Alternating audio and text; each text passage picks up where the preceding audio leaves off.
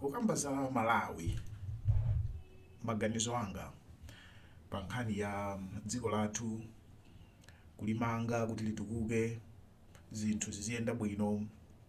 Ineyo I believe kuti dziko lathu likuyenera kutsogoloko kuzasintha system yomwe mmene timaliyendesera makamaka system ya government ya governance kapena titero tikuyenera titazasintha. And kusintha kwake sindikukamba zoti iyayi democracy iyayi kusankhidwa zimenezozo za democracy zo si problem. Kwa ineyo democracy is not the problem.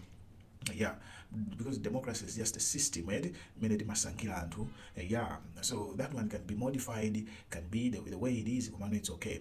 That's not the main problem. Kumano problem in the system as a structure, yes, nene kuti structure ya dziko lathu. Tikayang'ana mayiko ngati Tanzania, Zambia, Ethiopia, Kenya ali ndi ma province. Okay? Kenya ili ni ma regions amene amachedwa ma counties.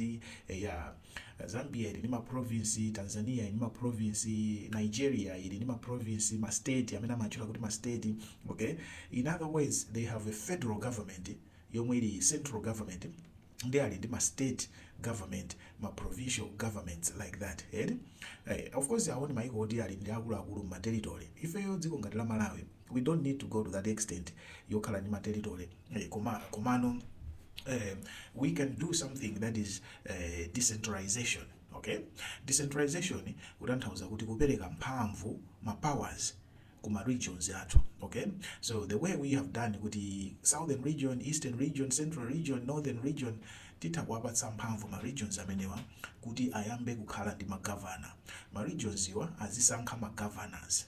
Okay, and ma regions iwa azikhalanso ndi central government yawo ya ku region kuja yomwe izikhala responsible for planning and implementation yama development projects and ma policies ya ku region kuja. Okay, we can start with 4 regions. That's enough.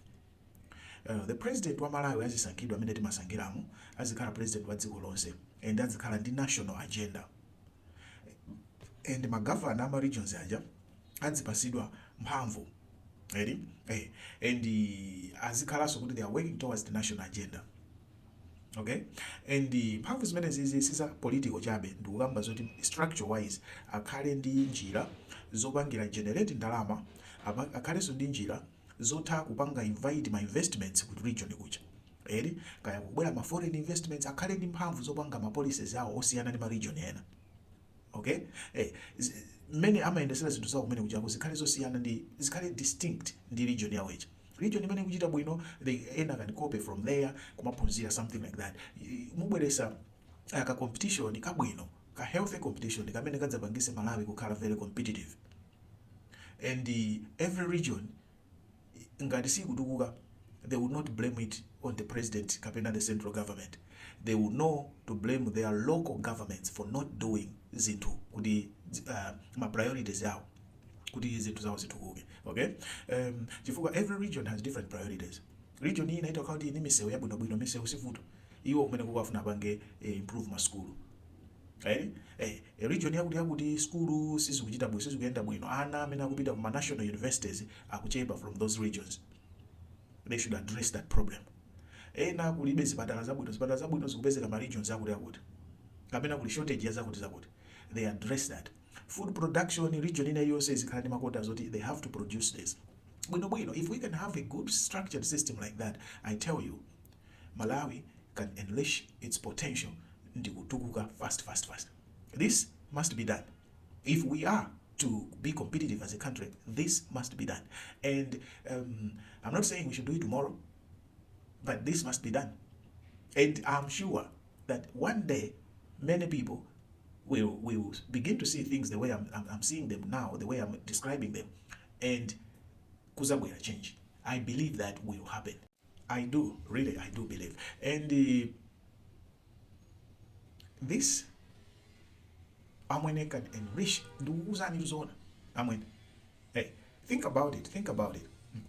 And sikudeso kuzakhaleso segregation yayi khala ndi ma policies abwino. Anthu nkumasanga kuti ine ndifuna ndigule nyumba ndikagula ku north kuli ma policies abwino ndifuna the north attracting investments kumapanga zinthu zopanga attract anthu chimodzimodzi the center kumakhala competitive. You can even have different state rules za maskulu, different even traffic laws kumakhala zosiyana by each state, and you are going to create jobs. You're going to create jobs. Do you understand? You're going to create jobs. And zonena kuti ntchito zikusowa zonsezi zizatheratu, because every region will have to create structures and employ people. Okay? Every region will have to create its own structures and employ people. The federal workers will be the government workers on payroll. I mean, from the central government, these are the federal workers. But state workers, my region, as a Kaliso di Anchido, and they should have modes of generating income. On the side, it's easy. This is Ghana Zero. We need to be more than just a basic structure. When it's not helping us, 50 years on, we are moving slowly. Let's be flexible and adjust for the future of Malawi. Stay blessed.